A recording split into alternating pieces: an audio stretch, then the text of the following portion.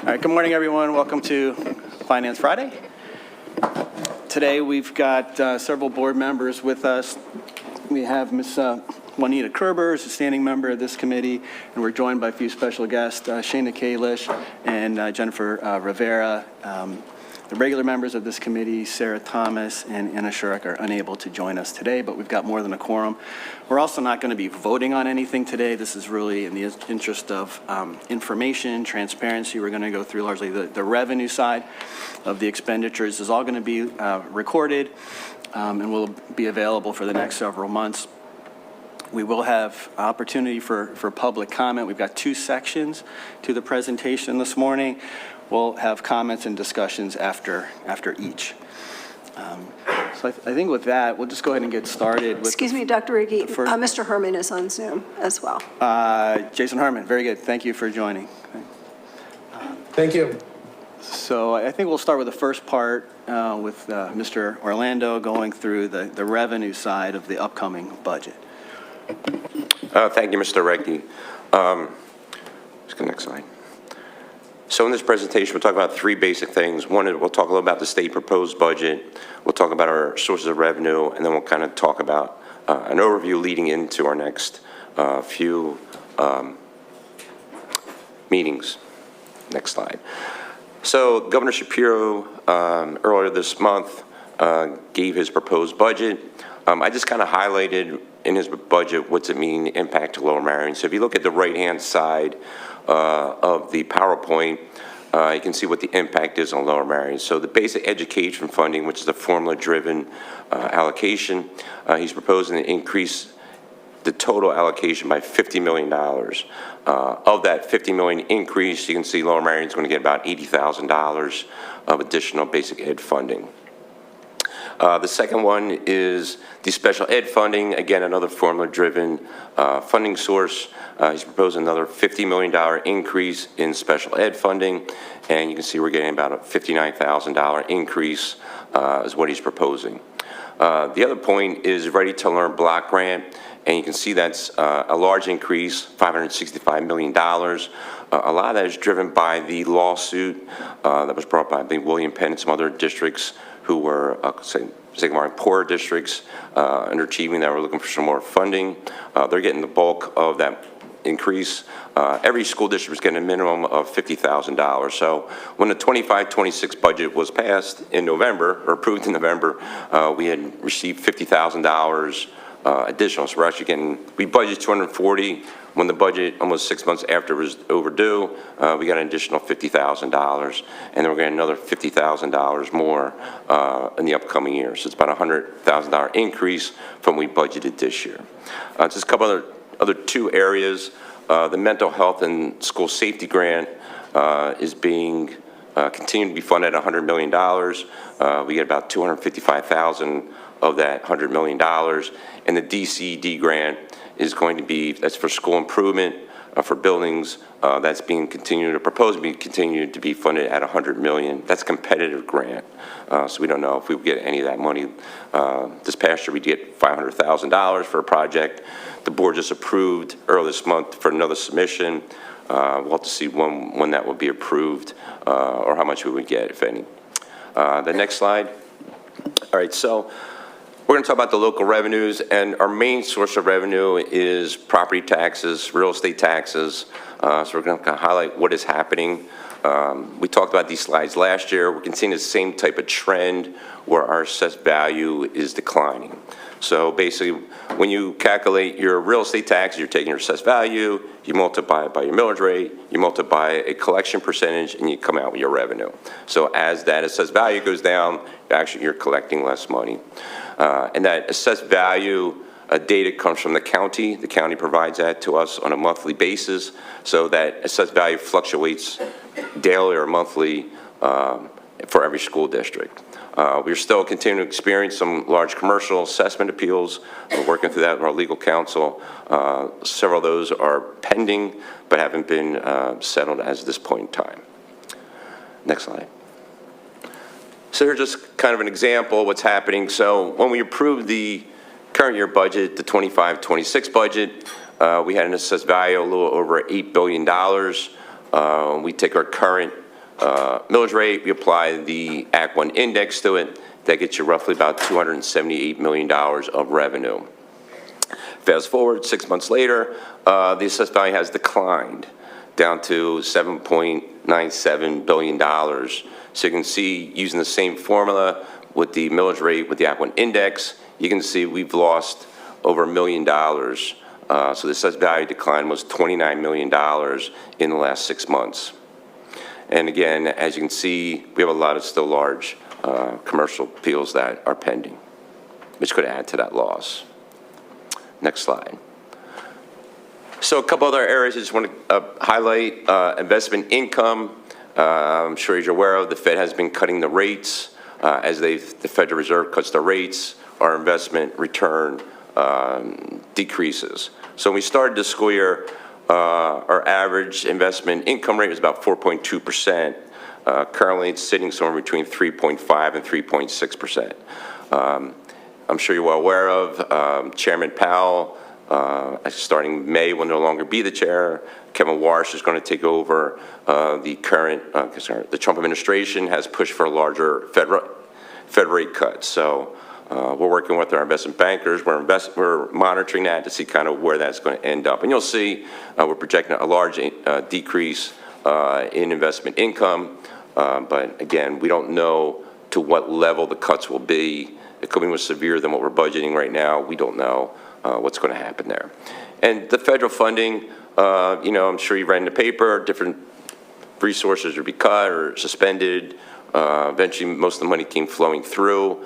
Talking with some of these state committees and organizations, I mean, think we're not going to be vulnerable for any future cuts. They think our numbers that we have here are pretty solid, are not going to change. And again, you'll see we don't get a lot of Fed funding anyway, so it's not a huge impact as opposed to other school districts. But again, we'll keep monitoring that as well.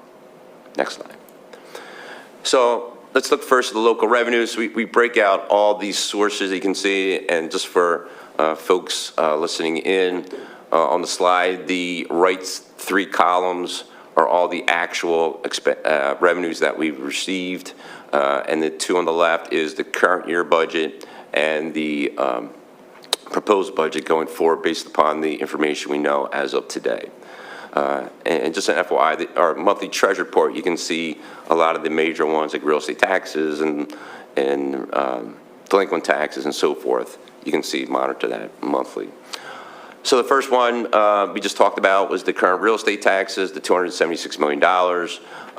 Interim taxes is basically any type of new construction that's going in the district. We'll continue monitoring that. There are some projects that we thought were going to hit this year, still may, kind of delayed.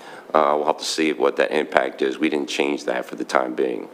Public utility tax, so public utilities, certain ones are exempt. They pay money into this public utility fund. Every year we submit a form with all our properties in it, and then there's a pool of money, and we get a disbursement. It's roughly about $238,000. Local source taxes, I'm sure if you see it on your paycheck, there's a $52 a year. We get $5 out of the $52. That's what the district gets. It's about $260,000. And then you have the real estate transfer tax. When you sell a property, there's a 2% tax in the Commonwealth. We get 0.5, or about a quarter of that.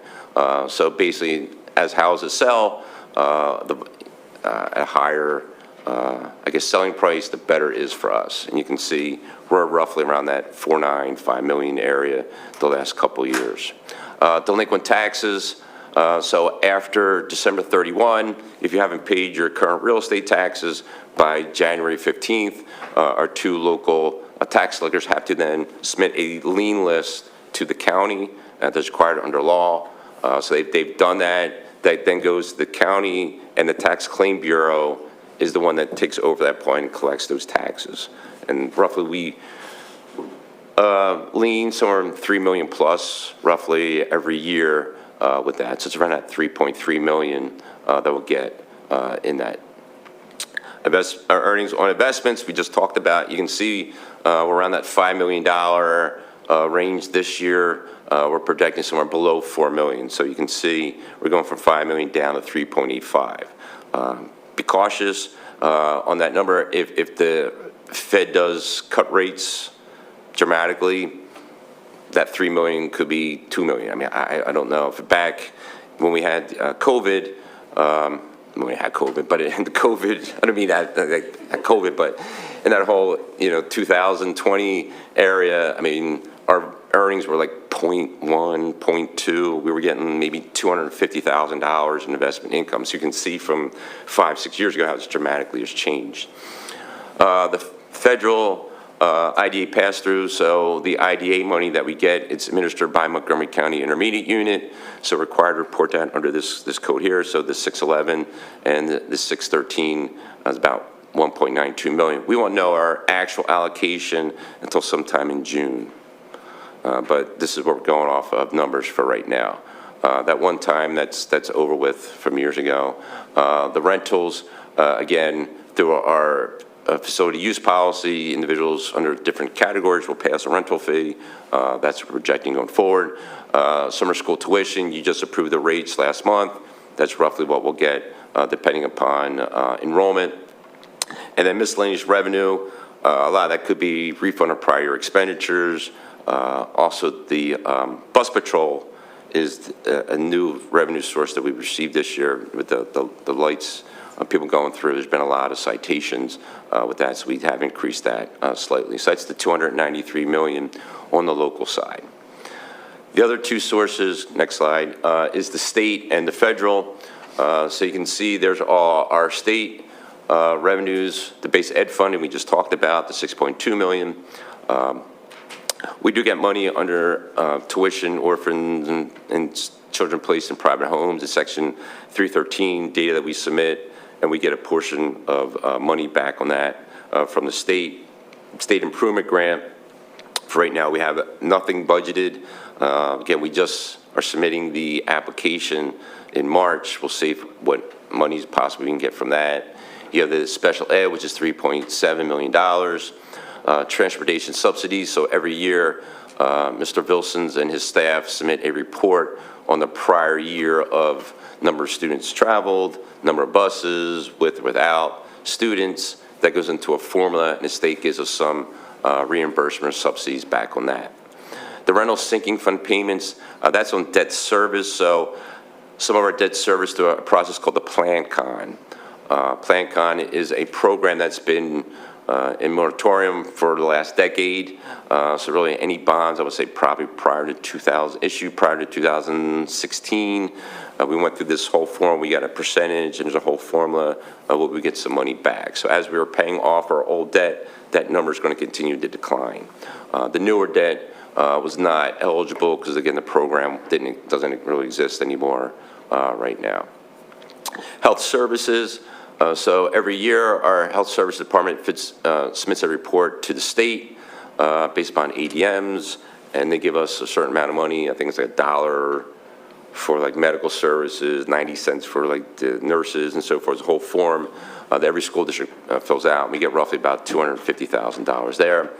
The state property allocation, so that's the homestead that you see on your real estate, your tax bill that comes out every year. There's that money that you get as a reduction. The state gives us that money.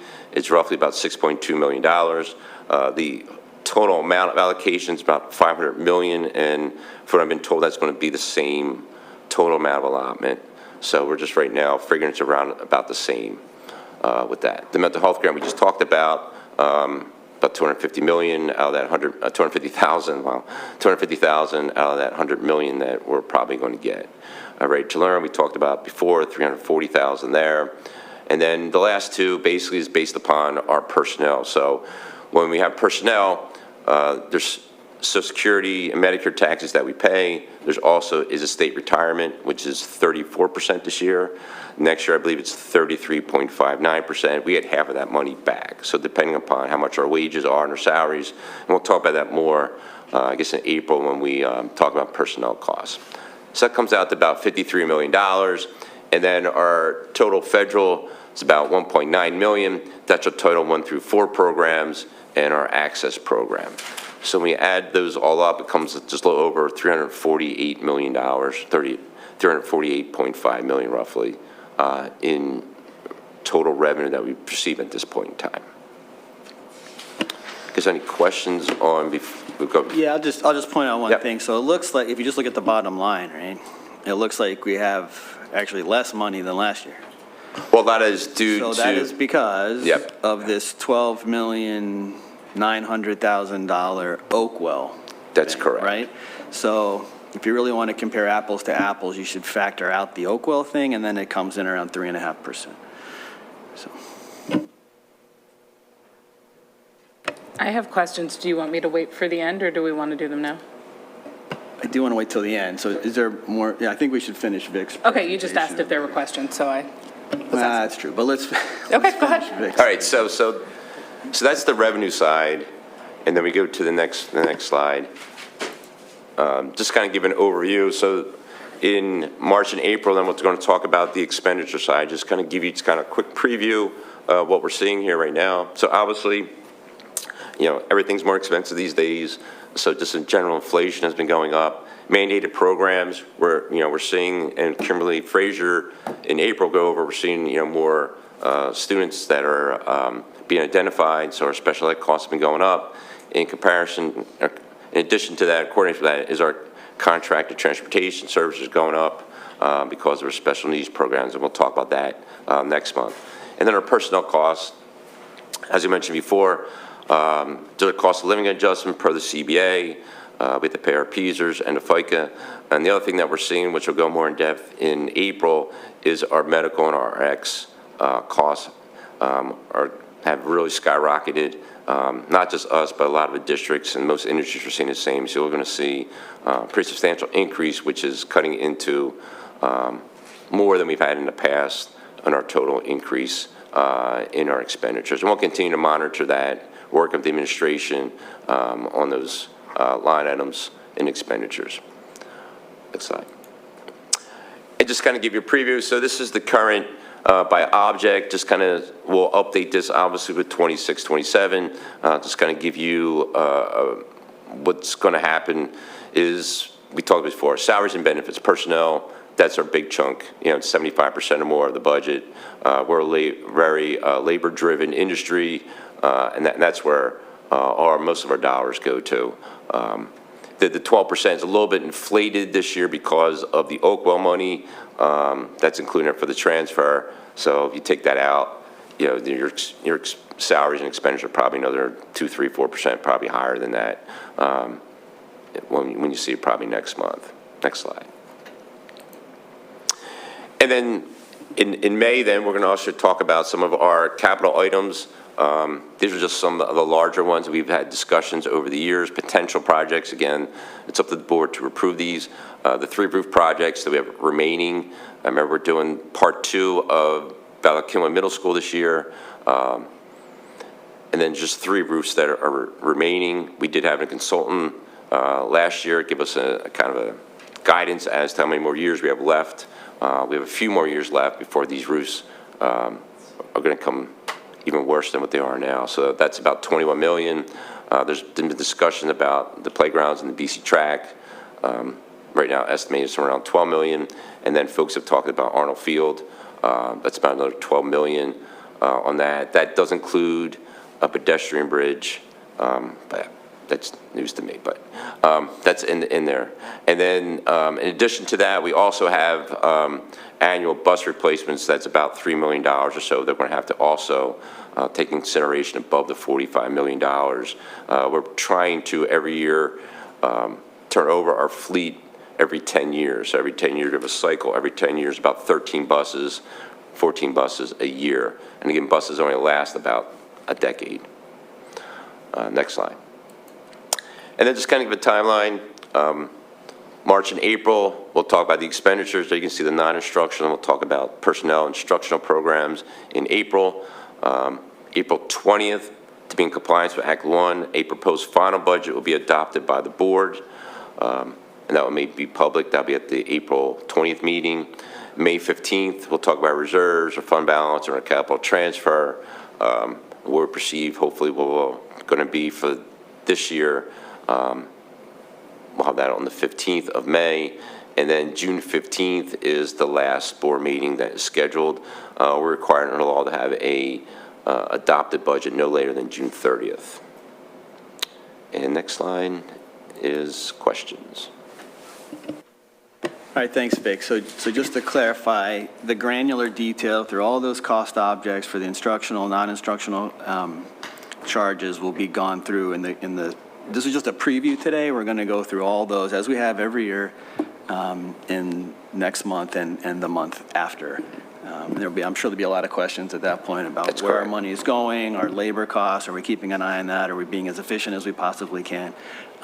So that'll be the place for the majority of those questions. That's correct.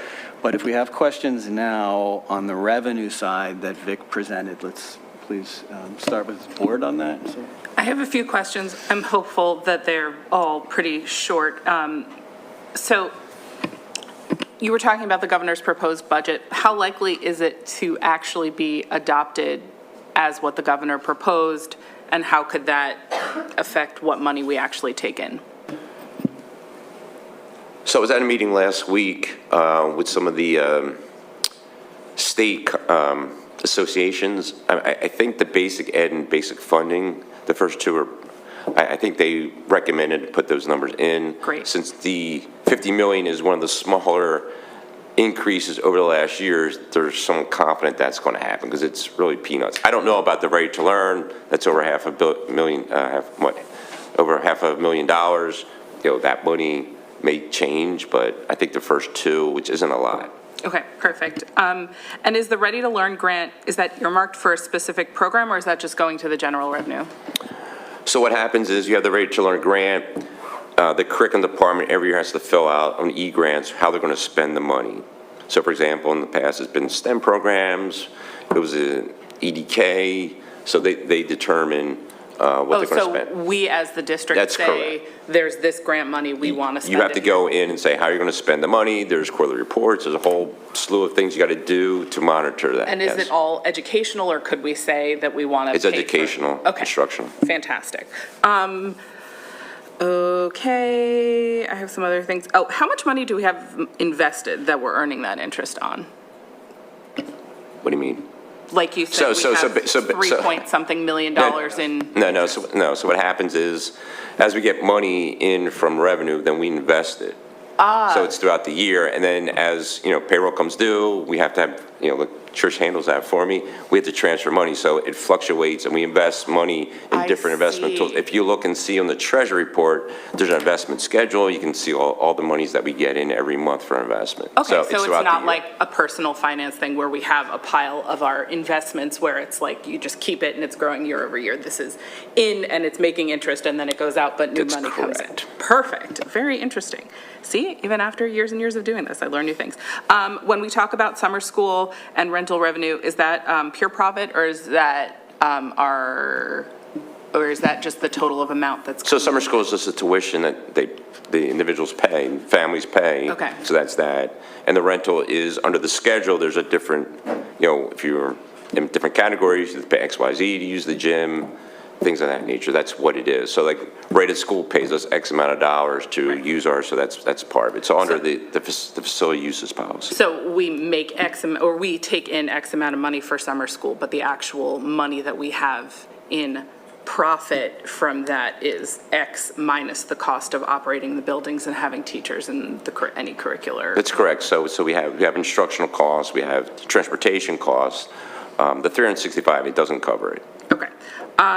When we talk about the rates potentially going down on the Fed, we're making less from investments, but does that make for cheaper borrowing if the district were to borrow money on something? Not necessarily, no. Why not? It's a different, when you deal with the municipal market, it's different. They don't coincide each other. It depends on a lot of other factors. It doesn't. that doesn't. That's exceptionally frustrating. Okay. But just to clarify, we do keep an eye on that, and if there is Oh, we a point do. at which So, it yes. would make sense to That's correct. refinance any of the Oh, of current course. debt, which I Yeah. think has been done in the past. Oh, that's we will correct. do Yeah, it. I mean, we just go haven't in- reached the point yet where the transactional cost of doing that plus the rates would justify such a Oh, maneuver. So- I'm not, I want to be clear, I am not asking any of these questions from a point of contention. It is really that Vic is an accountant and a really good one, and I am really not an accountant. And so there are just some of these things that even sitting in these meetings year over year that I understand on a high level, and I'm just trying to dig in a little because I know me, myself, and I know that there are lots of me, myself sitting out watching these, maybe not our diehards here in the audience, but some folks that are watching at home or might watch Yeah, this later. so what Mr. Ricky mentioned, so we do monitor with PFM, Public Finance Management, to see if there's any opportunities. So for example, if the rates go down to 3% and we're currently, have a bond at 5%, there's an opportunity to refund it. There's different laws in there as far as like how things can do it. So it's more complicated. It's not like a mortgage. Anytime there's different recall, there's different windows in there you can do it. So it's a little bit of that. So for example, I read today, home interest rates now are below 6%, okay, but if you go to the bond market, it's in that 4% range. So it's not the same. I see. And again, when you're doing general obligation bonds, they're also investments for people too. So it's very complicated area. So I don't want to mix up the two and say So they it's don't. kind of related, but not I think there's some exactly. different yeah. degrees of callability on those too. Like we There can't is, there's call all different those different years and necessarily, callabilities. so Yeah, so it's just not, you have to look at all those bonds and be recalled. It's true. Okay, I have one last question, and then I will cede the microphone. With the real estate assessments, you said that information comes from the county, but we've talked in the past about reassessing certain properties for certain things. Do we, as the district, have the authority to reassess like everything in our township? Yes, this might be more of a Ken question. Do we have the authority to reassess everything? How would that work? What does that landscape look like? Okay, to be clear, the school district has no power to assess property. Interesting, That's okay. only the Board of Assessment Appeals of Montgomery County. Any taxing authority and any homeowner can take an appeal of the assessment that is determined by the Board of Assessment Appeals. The district has certain Pennsylvania constitutional limitations on its right, so does the township. Right. They have the limitations on their right to appeal a particular assessment. They can't do so in a way that, discriminates against a class of Of taxpayers. course. But they do have their districts and townships, and the county itself has the right to appeal an assessment made by the Board of Assessment Appeals, just like a taxpayer can appeal their own assessment. So just to give context for my question and what I'm trying to understand, is that I know from looking around what real estate values are right now in our district, and I'm looking at what assessed values are. Everybody's getting their tax bills and stuff and looking at that.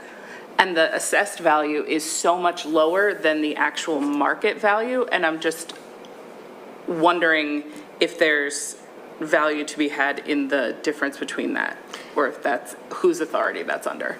Well, okay, first of all, and just for reference, you actually have a school board policy and a school board regulation that Oh, deals with this. It's called the tax levy policy at 610, I think. Don't quote, it's in the 600 series. I Thank think you it's so much. 610. I'll go look that up. And that says what the parameters are under which the school district will take its own assessment appeal. But assessed values they don't bear a one-to-one relationship No, with I mean, actual fair obviously. market values. There is a formula. It's, I can tell you what Again, offline if you like. I'm not trying to No, I assess appreciate blame or that. say that we're trying No, to, I'm just no. really trying to understand. But But I it's think not a- Todd would really like to move on, so I'm just gonna Yeah, it's an interesting say I question. understand. It's orthogonal to the discussion today, though, about how that works, and it has to do with the assessments that haven't been done for decades, and I can explain. No, that's fine. I just figured it related to how much we were bringing in, and if that Right. was, we're looking at additional But sources of only- revenue. Only orthogonally to today's discussion. Okay, So we can keep let's- going. if, I'm done. If Ms. Kerr has a question? Yes, I have a question regarding the cases that are pending with settlements. What's the background behind that, or do you have any forecasts? So. Ones that are unknown and. Well, I think what Ken mentioned, taxpayers can appeal their assessment. They've appealed their assessment.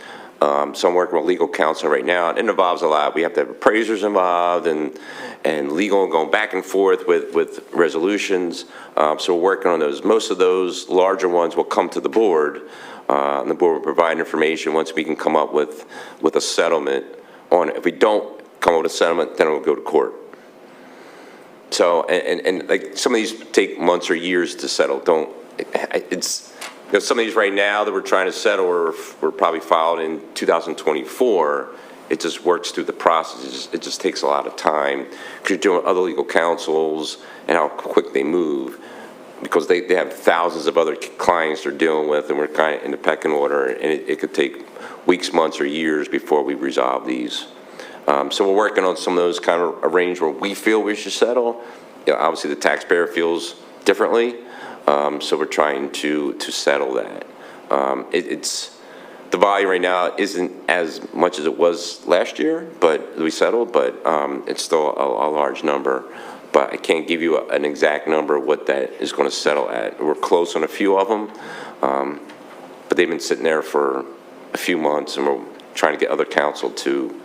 What is the volume? Oh, it varies. I mean, it varies from, you can have, I don't know, property that says, hey, this says it's worth 70 million, we say it's worth 50 million, so we go back and forth. I can't go into detail into those cases because it's in litigation.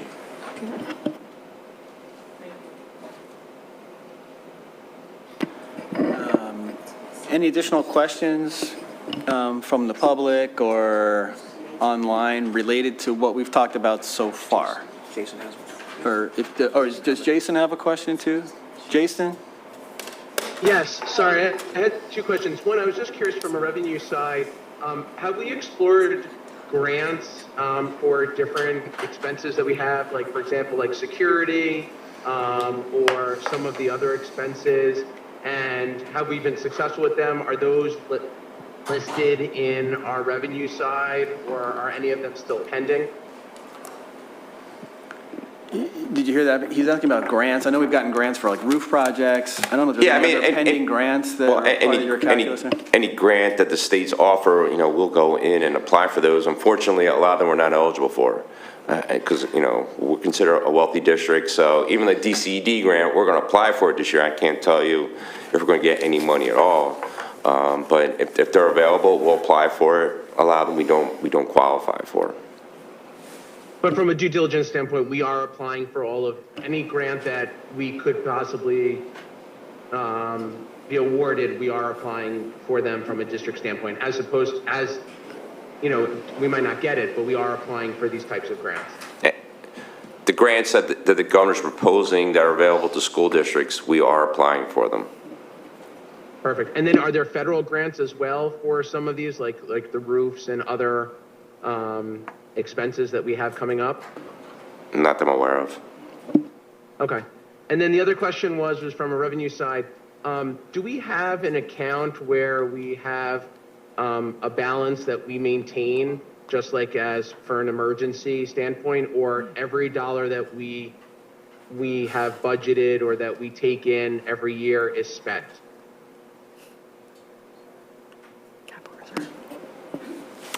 No, I understand your question.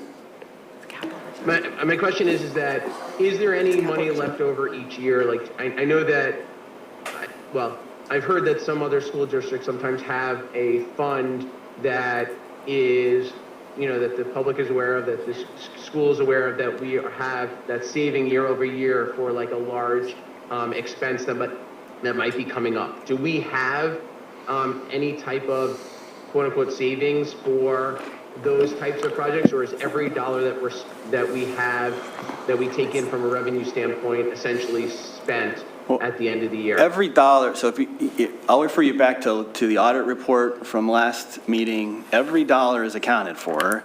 At the end of last year, there was a little bit, which we anticipated, which was used for a capital transfer. That's correct. So every dollar is spent in that regard. I think probably some of the confusion relates to what Shana was asking earlier, there is a revolving general fund, which, I mean, is available if, an act of God or something we need. I mean, that money is there, but that rotates and it goes up and down, and that's what spins off the interest throughout the year. So.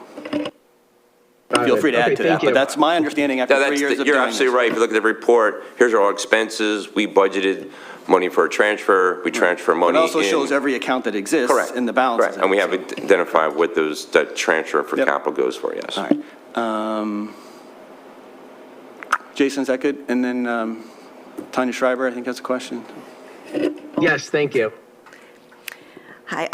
First off, for the $12 million for Arnold Field, does that include kind of all of the discussions that have been had over the years for Arnold Field? So that's the lights, field house, as well as the bridge? Is that the 12 million?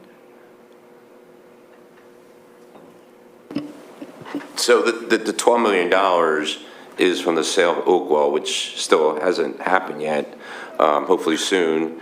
And that money then will be transferred. Okay.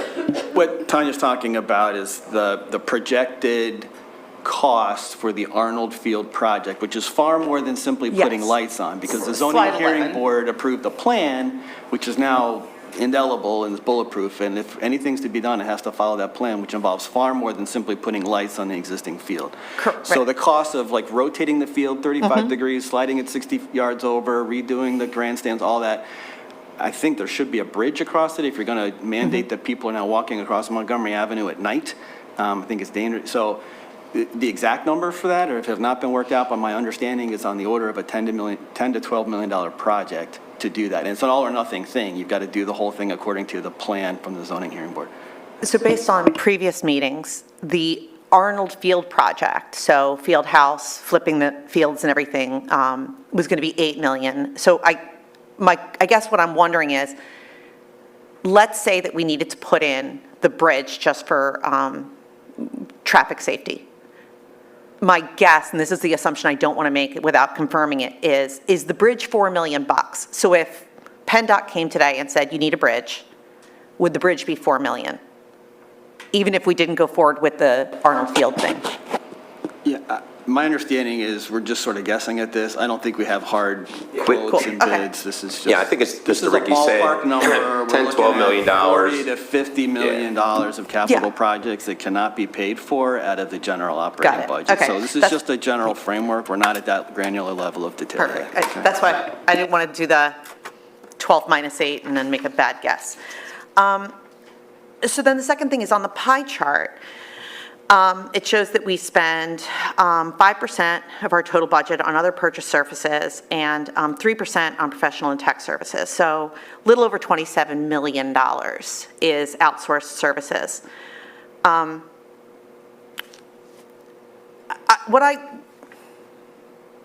Philosophically, it seems to me, so to back up, I've been coming to these meetings since about 2014. And I've watched a lot of assessments happen, a lot of assessments where inefficiencies are found. And what I have not seen is the next step taken, where we pay those same people to lead the change management effort and then provide an update. So we do assessment after assessment after assessment. And then we go back and say, the assessments are a waste of money because we never act on them. And I'm struggling with the idea that we're spending $27 million to outsource work we can't bring in-house when we haven't used these services to see if there is opportunities to reduce the work we do to bring some of those in-house. For example, and it's a silly one, but we still use human beings calling people to arrange all appointments. That's crazy. Pardon my language, but that is just irrational. My background, in 2004, I was working at Deloitte, and my job was literally just looking for operational efficiencies where instead of cutting staff All you did was look for ways to optimize staff, increase productivity, reduce overtime, reduce outside consultants, and ensure that people who are at work are being more productive and happier and doing higher level work. I was doing that in 2004. It is 2026. I can't understand. If we took the $27 million we are currently spending on outsourced services, a lot of which is manual entry that we're paying $75 an hour to send a form somewhere. If of the $27 million, we said, let's make a goal of cutting that by 20%, every other problem we have disappears, all of them.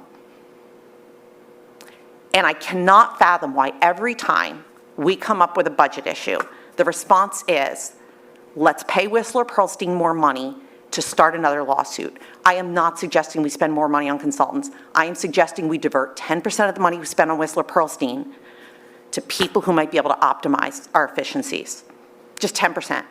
Because we have done everything we can on the legal end.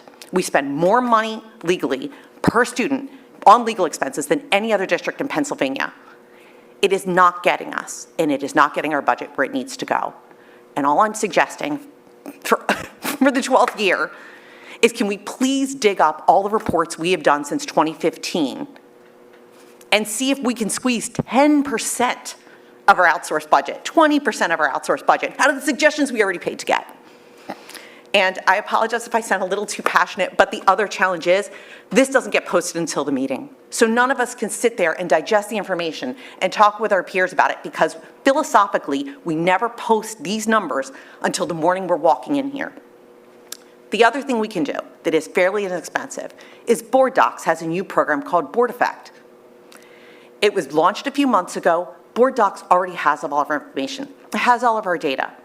Board Effect uses AI in a system that we already trust to provide you guys more visibility to make better governance decisions. It is inexpensive, it is straightforward, and it doesn't require any implementation because all of our data is already in Board Docs. So I would ask if we could just look at any system, automated, human being, to see if we can squeeze 20% of extraneous, wasted money and effort out of this budget. It might solve everything. Thank you. Thank you. Any other comments? Ms. Florent?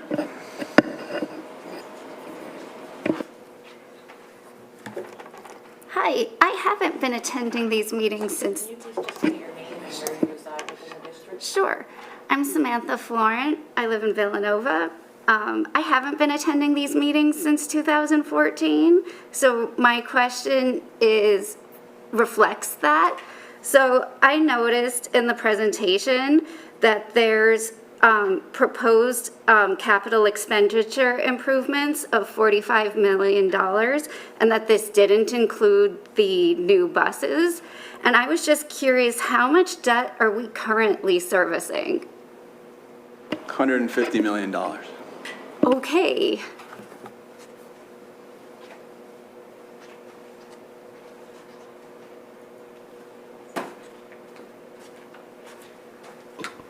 Good morning. My name is Brett Ferber. I'm from Marion. I have some questions about the capital expenditures, specifically Arnold Field.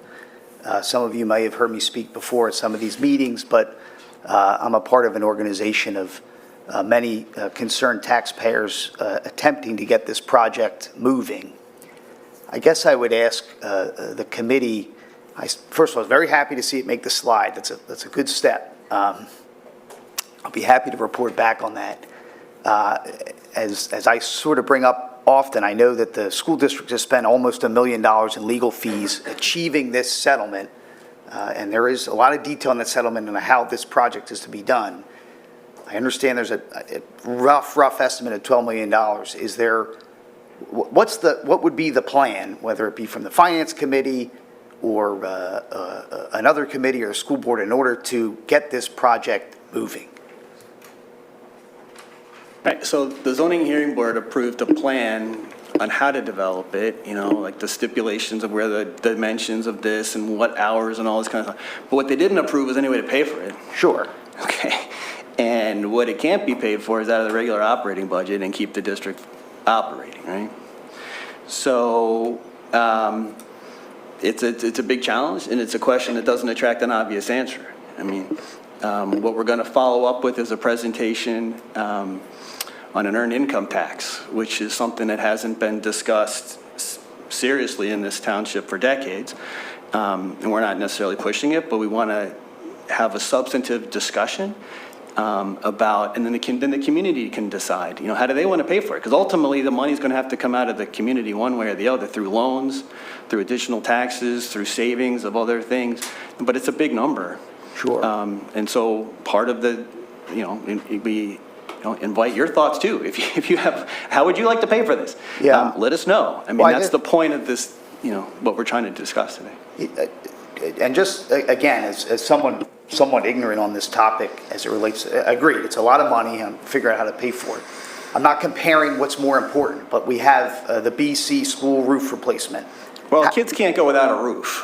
So that's sort of a non-optional thing. Not comparing the importance of one or the other. I'm just trying to understand, how do we pay for that? How do we pay for that? Does that come out of the general budget? Is it a special program? How does that get paid for? So far, we have avoided taking on additional new debt for the capital projects we've done in the past few years. So I'm proud of the fact that this board, you ladies just joined, but since I joined, when I started, it was $220 million of debt. Going into the third year of this, we have not taken on any new debt, and we have the debt down to $150 million. There are some buckets of this that are going to be coming off. So there's a $15 million bucket that comes off next year. Is it right? Something like 15 or 8. So anyway, that'll free up, $2-3 million a year in the payments for that. There's a big one that comes off, I think $75 million come off 6 years from now. So anyway, there will be opportunity. If we don't take new debt, there will be opportunity, depending on how our other expenses go, staffing and union contracts and all that, there will be money that will be available for some of these things over time, potentially. However, it's not going to be by next week.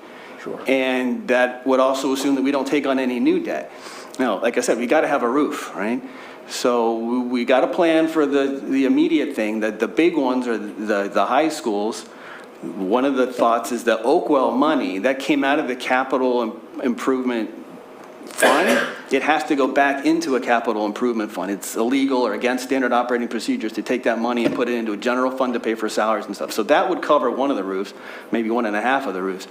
So, my goal is to avoid taking on any new debt for as long as possible. I mean, if we could discharge all that, one of our single biggest expenditures in this, we'll get into this in the subsequent, this is about the revenue side today, but if we could discharge the debt, that would free up $25-30 million a year that we could then put into other things. Right? Mr. Farber, I'll just add that this isn't in my wheelhouse either, so I really need it to be, I'll say for myself, dumbed down a lot so I understand it. To answer your question more directly, in the past 10 years, we've had capital projects that we've needed to get done as well. Right? And we've been able to get them done without having new debt in many of the cases. The budgets are just getting harder and harder. And healthcare costs are going up. And I will go over this in the expenditure presentation next month. But those projects that are on here, and again, as Mr. Orlando talked about, we need to replace buses every year as well. That's not even in that frame, in that slide. So we're getting to a point where there's this bubble where we're not going to be able to do it. So we have to find this alternate way of funding, and I'm really glad that we're going to discuss it in the next presentation. It's a big step for us. I think it's important for us to be able to understand possibilities of where monies would come from. Okay. When you say next presentation, does that mean later today? Or? Yeah, right now, as soon as we're done. Yeah. Look at that. I'm going to sit down now then. Thanks. So if there's no more questions online, I think we'll turn it over to Mr. Roos for the next part. Would you like me to stay here or go up to the podium? Whatever you want. Whatever you're more comfortable. I can see it better. Sure. So before we get into the presentation, I'm glad we just talked about that slide with the $45 million, because that's basically what we're talking about by not being able to fund some things that we need. And there are a few ways of alternate funding possibilities for districts to do. And a couple of them require just borrowing money where we have a 10, 20, or 30-year time frame where we have to pay it back. This one isn't that, and I'll turn it over to Mr. Roos, but this is able to generate money for the long term, and you'll be able to understand once we get through this presentation. Can everyone hear me okay? Okay. Go ahead. Good morning, everyone. Here to talk about what's called an earned income tax in Pennsylvania. Prior to 2006, or even currently, the vast majority of school districts in townships in the state of Pennsylvania have assessed a earned income tax. Lower Merion has not done that ever. An earned income tax is often referred to as a wage tax. It's simply a tax on earnings as opposed to passive income. Is there another earned income tax besides the one I'm about to talk about? What I'm about to talk about, I'm going to call an Act 511 earned income tax, something also called the local tax enabling tax, earned income tax. I'm just going to call it an Act 511 tax. There's another tax, an earned income tax under what's Act 1 of 2006, which has to do with assessing an earned income tax simply for the purpose of offsetting property taxes. That's not this kind of earned income tax. This is an earned income tax, as Dr. Rinelli said, it's designed just to generate revenue for general purposes for a school district or a township. Okay, so is it legal? Yes. This Local Tax Enabling Act, Act 511, allows school districts to levy an earned income tax with voter approval. Ever since the Act 1 of 2006, ever since then, it became a requirement that an Act 511 EIT couldn't be imposed unless it had, by a school district, without a voter referendum. That's why very few school districts since 2006 have actually implemented an Act 511 earned income tax. Okay? When could that referendum be held? It has to be held at a primary election. The soonest this school district could have a referendum on an earned income tax is not until May 18th of 2027. That's the soonest. It's too late to do one for this year. Why is that? Because in order to impose an earned income tax, Lower Merion School District would have to notify the Lower Merion Township and Narberth Borough 45 days before they pass their budgets in order to be able to let them know that the district is going to be seeking to put an earned income tax on the referendum. That deadline's November 16th. So the school district has to say, hey, township, hey, Lower Merion Township, Narberth Borough, we intend to submit a voter referendum question because this may have an impact on your budget. There also has to be a notification to the County Board of Elections 60 days before the primary. You don't want to wait 60 days. You want to do that well in advance of 60 days if you're going to do a referendum. Can the township and Narberth also have an EIT? The answer is yes. In fact, Narberth currently has a 1% earned income tax. If Lower Merion School District were to move forward and ask for voter approval and get voter approval to impose an earned income tax, that could be reduced. That Narberth's tax would be reduced to half of that.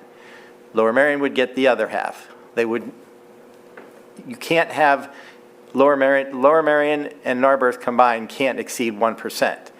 Same with Lower Merion Township. Lower Merion Township does not have an earned income tax at this point. However, if Lower Merion enacted and got voter approval for a 1% earned income tax, Lower Merion Township could say, we are claiming half of that earned income tax. They would have the right, and they would not need to do anything other than pass a resolution ordinance to do that. If that happens, Lower Merion School District gets 0.5%, not the full 1% in each case. Now, do Lower Merion Township and Narberth need to go to a referendum to do an earned income tax? No. Only school districts, townships and boroughs do not need to go to referendum to do an earned income tax. That's how Narberth was able to impose its own earned income tax without going to a referendum. What can it be used for? Well, general purposes. You can increase revenue, you can offset property taxes. It's really money that the district can do whatever it does with any other tax revenue it gets. Who collects it? Well, employers, generally speaking. If anybody out there works in a township or school district who imposes an earned income tax, they know that they are, in their wage earner, they know that those taxes are withheld from their paychecks. Employers are required to withhold it and remit it. Also, any Lower Merion taxpayer would have to file an annual tax return with an entity called Berkheimer Tax Innovations. They are the earned income tax collector for all of Montgomery County and several other places as well. Now, if you're self-employed Lower Merion taxpayer, you would need to make quarterly payments to Berkheimer, similarly the way you would to the Pennsylvania Treasury Department or to the Internal Revenue Service. How much money can be raised from an earned income tax? We don't know for sure. There are rough estimates. Berkheimer collects a lot of data in this regard. They have provided the district with estimates. They've said that a first-year earned income tax at 1% would generate between $15.5 million to $17 million in revenue during that fiscal year. The first full year at 1% goes up to $20.5 million or $22.8 million. The reason there's a difference is because that partial year is only a three-quarters. It's only three-quarters of a year because of when the tax would be imposed. Now, as I said it earlier, that could potentially, if a voter referendum for the school district was approved at 1%, those amounts quite possibly would be reduced by half. That translates into the partial year number one of $7.75 million to $8.5 million, or for the first full year, $10.25 million to $11.4 million. Well, who would have to pay it? Well, there are Lower Merion School District residents who currently work in a municipality that already has an EIT. Those folks are not going to be paying any more money just because the money is going to flow to Lower Merion instead of that municipality where they're employed, but it will not cause any increase in taxes for somebody who is currently paying an EIT to another municipality. It simply means that instead of paying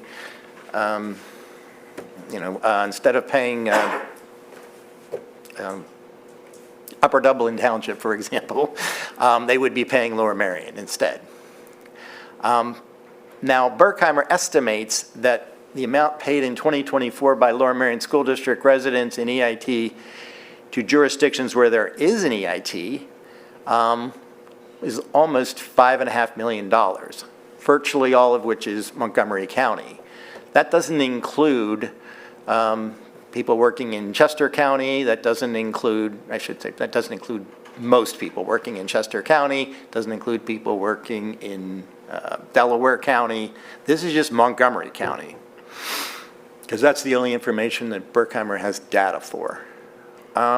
So there's quite a bit of money that is being paid by Lower Merion School District residents to other school municipalities that would be flowing back to the benefit of the Lower Merion School District where those folks actually live. Now, Lower Merion School Districts who work in a municipality that does not have an EIT will now have 1% of their earnings and net profits withheld for Lower Merion School District. Not many of those around here. There are a few. I think Tredyffrin, Easttown, and I think Radnor, I think, are the two that I can think of. Oh, Upper Merion, too. Now, Lower Merion School District residents who work in Philadelphia will still have to pay the city wage tax. They will not have to pay any more taxes because Lower Merion imposes an EIT. That's not going to raise their taxes at all. Some portion of whatever Lower Merion School District residents pay to Philadelphia in city wage tax, some portion of that may come back to Lower Merion School District from money that the state generates from taxing of gambling revenue. It's slightly complicated, but there is a enhanced opportunity for the district to get money from the state that comes from that tax on gambling revenue if it imposes an earned income tax, and it's some amount of the money that Philadelphia gets in city wage tax from Lower Merion residents. So where is the money actually coming from? Well, it's actually coming from the municipalities who collect EIT. That's one source. So that's not a source that, affects or will cause any increased tax burden on Lower Merion School District residents. Lower Merion School District residents who work in a municipality that does not have an EIT, which includes Lower Merion Township, that's another source of the money. And then the other source of the money is gambling revenue. So out of the three sources of money, only one of them would have a tax impact on Lower Merion residents, and that would only be on that set of Lower Merion residents who work in a municipality that doesn't currently have an EIT. There is a low-income exception. If a voter is approving an EIT, the school board does have the option to exempt anyone who earns less than $12,000 a year. Any questions? Thanks, Ken. So any board members here in person have questions? So how many residents of Lower Merion Township would this affect who do not already pay? So I'm looking at, we have the total residents, and then we have people who work, and then we have people who are already working elsewhere. How many people is that bucket of people for whom this would be a new 1% tax? I don't know. Mr. Orlando may have some idea. I'm directing it to whoever might know the information, because I'm not sure anyone does, if anybody or even doesn't. ballpark, because I don't know how we could recommend this without knowing that. I think it's an extremely hard number to determine from my understanding. I think we do know that there's 64,000 residents, there's about 40,000 adults. How many of them are actually, so this wouldn't affect people who are retired, so you'd have to factor them out. Right. I think there are 38, wasn't the number of, It was about 3,800. 3,800 who are currently already paying the tax to some other township that money would be reclaimed. Right, I totally So- understand that, but what I'm trying to get at is. I don't know the answer to your question. No, I understand that, but I think that that's a really important consideration as we go forward, to understand the people for whom, the volume of people for whom this would be a new tax. Because 1% of your income is not a small amount, especially, I understand that the district is struggling right now, but the district is struggling right now because everybody's struggling right now, and to impose a new tax like that could be a real intense burden to place on our community members, and I would not take that lightly, especially without understanding this scale. I have one other small question. How would out-of-state workers be affected? So folks who live in Lower Merion Township and work in New Jersey or sorry. Delaware? Go ahead. How would out-of-state workers be affected? So folks who live in Lower Merion but work in, say, Delaware or New Jersey? My understanding is that there is not a reciprocity that it would allow for any sort of offset. So it would be an additional tax for them as well? I believe so, yes. Okay. And this is not anything for you to answer. I just wanted to point out that a low-income exemption of $12,000 is significantly below even the poverty line.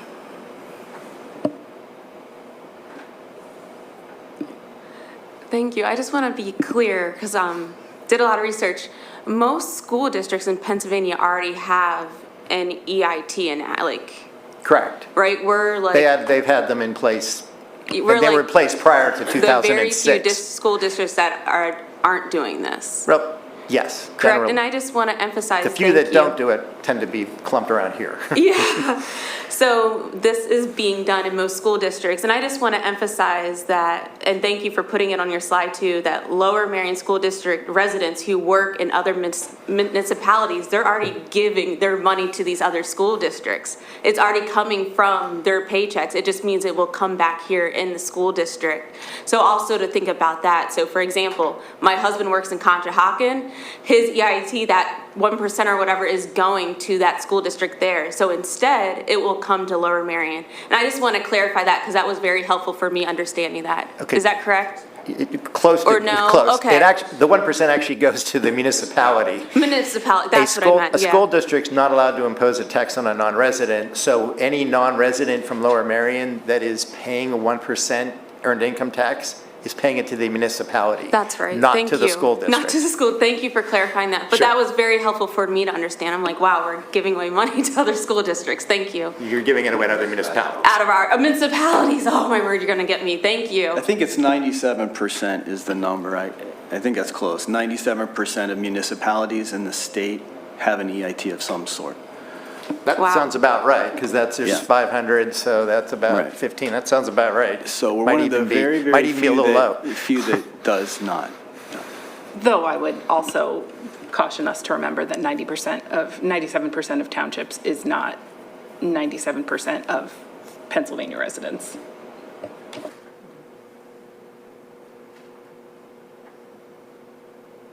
I guess one other way, the thing that really struck me is the amount of money we're already paying that we're not getting back, which really gave me some pause. So if we're talking about somewhere on the order of $21 million coming back, but because we're not capturing all of it, so the true number may be closer to 7 or so. So out of that 21 million that would potentially come back, 7 million of it we're already spending. So it would only cost collectively the township 14 million extra dollars to get 21 back. It's like a 50% return. So if you were guaranteed to get a 50% return on your money every year, that's $7 million a year of that'd pay for 2 playgrounds. You do that for 2 years, that's all the playground. You do that for another 2 years, that's the Arnold Field and everything. And then potentially, if the board's responsible, you could back off on property tax, particularly as the debt comes off. So anyway, there's a lot of layers to this. It's an intriguing idea. I think the community should digest this, weigh in a substantive way. There's some downsides, of course, but there are some potential upsides in giving away we are paying as a community to subsidize sidewalks and fields and roofs in surrounding districts when we're talking about taking on new debt to pay for our own. That is somewhat nonsensical to me. So I'm just looking forward to a substantive discussion on this topic. And again, I think the last time the community was at the commissioner level addressed this was a couple of decades ago. Thank you. Any community comments on this before we close the meeting? Again, it would have been useful for this to be known ahead of time, but the first thing I need to say is this proposal, there used to be a meeting that was called the intergovernmental meeting, and issues like this were first presented there.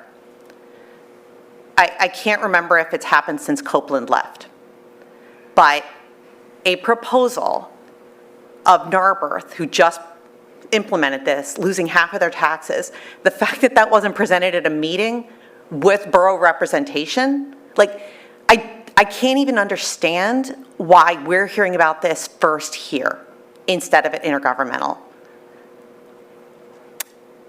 That said, I have to now, and this is my bias, I went to the Philadelphia High School for Girls. I am listening to them right now. They are asking us to fundraise to reopen their library that is only open on Wednesday afternoons with alumni volunteers. That is where the Philly School District is right now. They are using money that they don't have to try to remove asbestos and lead from where children are learning. And the reason I say this is to take it all the way back. The fair funding formula made it very clear that we know as a state exactly how underfunded Philadelphia is. And the only reason we continue to get money from the state is because we are grandfathered in. And fine, we keep getting the money that we want, and they don't get the money for asbestos and lead removal. But please, keep in mind, when we sit here and say things like, Lower Merion residents who work in Philly, and we can get the money back. We can get the money back to pay for playgrounds in Arnold Field, money that's going to other places. In that other place, the other place we're talking about is Philadelphia. Not all of it, but again, Tanya, that's not correct, Tanya.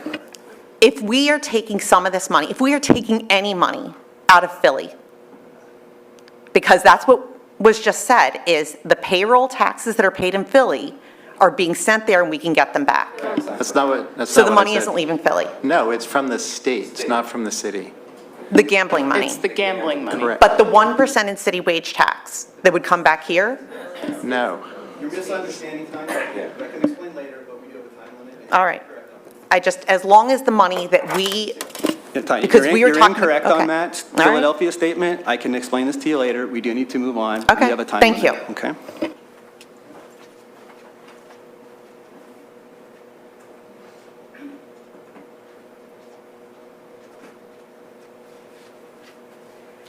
I introduced myself before. Don't think I need to do that again.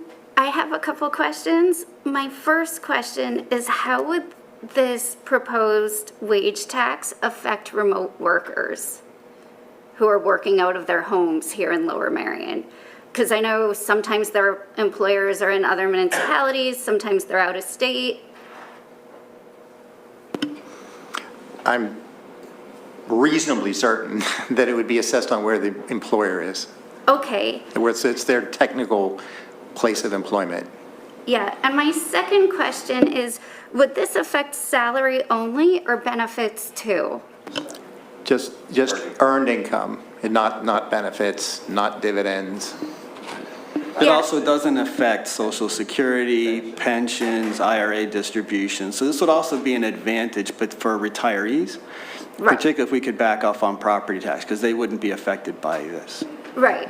And just wanted to warn, you might be kicking the hornet's nest over on this one because I'm a transplant here. I've been here 11 years, but the number of times I've heard people say, oh, I moved to Lower Merion because there's no wage tax here. Like, yes, okay, I pay more in property taxes, but it's less than I'd pay in wage taxes if I lived somewhere else. Like, if I had $1 for every time I've heard that, I'd have a lot of dollars. So I just wanted to give you the heads up because I'd have a lot of dollars.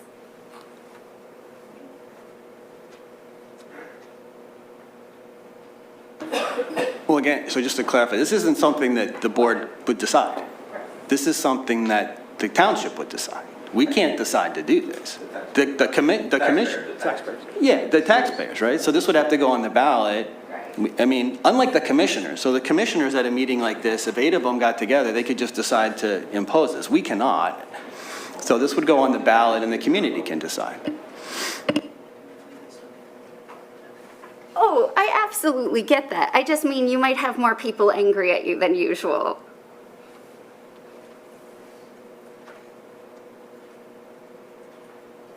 Any online comments? No. Okay, nothing else? All right, in that case, Vic, the next meeting next month, we got a date for that, right? Can we announce that? March 19th. March 19th, all right, we will. It'll be a Thursday. Okay, It's a Thursday. all right. And. Non-instructional programs and services. Right, so we can get into much more of the expenditures and maximizing the efficiency and whether AI can help us and all of that next month. But with that, we'll adjourn today. Thank you. Enjoy your weekend.